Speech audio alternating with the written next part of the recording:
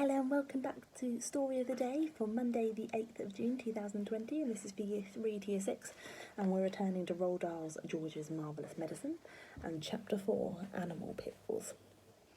At this point, George suddenly had an extra good wheeze. Although the medicine cupboard in the house was forbidden ground, what about the medicines his father kept on the shelf in the shed next to the hen house? The animal medicines. What about those? Nobody had ever told him he mustn't touch them. Let's face it, George said to himself. Hairspray and shaving cream and shoe polish, all very well, and they will no doubt cause some splendid explosion inside the old geezer. But what the magic mixture now needs is a touch of real stuff, real pills, real tonics, to give it punch and muscle. George picked up the heavy 3/4 full saucepan and carried it out of the back door. He crossed the farmyard and headed straight for the shed alongside the hen house. He knew his father wouldn't be there. He was out haymaking in one of the meadows. George entered the dusty old shed and put the saucepan on the bench. Then he looked up at the medicine shelf. There were 5 big bottles there. 2 were full of pills, 2 were full of runny stuff, and 1 was full of powder. "I'll use them all," George said. "Grandma needs them. Boy, does she need them." The first bottle he took down contained an orange-coloured powder. The label said, "For chickens with foul pest, hen gripe, sore beaks, gammy legs, egg trouble, broodiness, or loss of feathers. Mix 1 spoonful only with each bucket of feed." "Well," George said aloud to himself as he tipped the whole bottle full in, "that old bird won't be losing any feathers after she's had a dose of this." The next bottle he took down had about 500 gigantic purple pills in it. "For horses, with horse throats," it said on the label. "The horse-throated horse should suck 1 pill twice a day." Grandma may not have a horse throat, George thought, but she's certainly got a sharp tongue. Maybe that will cure that instead. Into the saucepan went the 500 gigantic purple pills. Then there was a bottle of thick, yellowish liquid. "For cows, bulls and bullocks," the label said. "Will cure cowpox, cow mange, crumpled horns, bad breath in bulls, earache, toothache, headache, hoofeache, tailach and sore udders."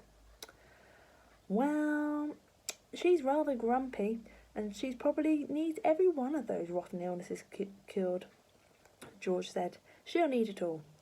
With a slop and a gurgle, the yellow liquid splashed into the now nearly full saucepan.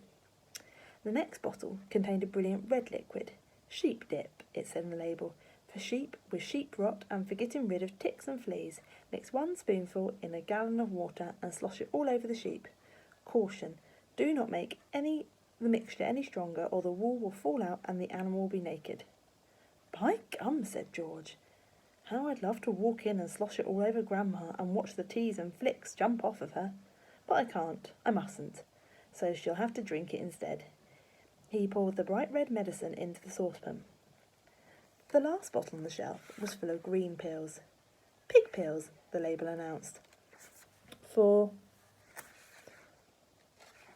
pigs with port prickles, tender trotters, bristle blight and swine sickness. Give 1 pill per day. In severe cases, 2 pills may be given, but more than that will make the pig rock and roll." "Just the stuff," said George. For that miserable old pig to get back there in the house, she only needed a big dose. He tipped in all the green pills, hundreds and hundreds of them, into the saucepan. There was an old stick lying on the bench that had been used for stirring paint. George picked it up and stirred his marvellous concoction. The mixture was as thick as cream, and he stirred and stirred. Many wonderful colours rose from the depth and blended together, pinks, blues, greens, yellows and browns. George went on stirring until it was well mixed. But even so, there were still hundreds of pills lying at the bottom that hadn't melted. And there was his mother's splendid powder puff floating on the surface. "I shall have to boil it all up," George said. 1 good quick boil on the stove is all it needs." And with that, he staggered back towards the house with the enormous heavy saucepan.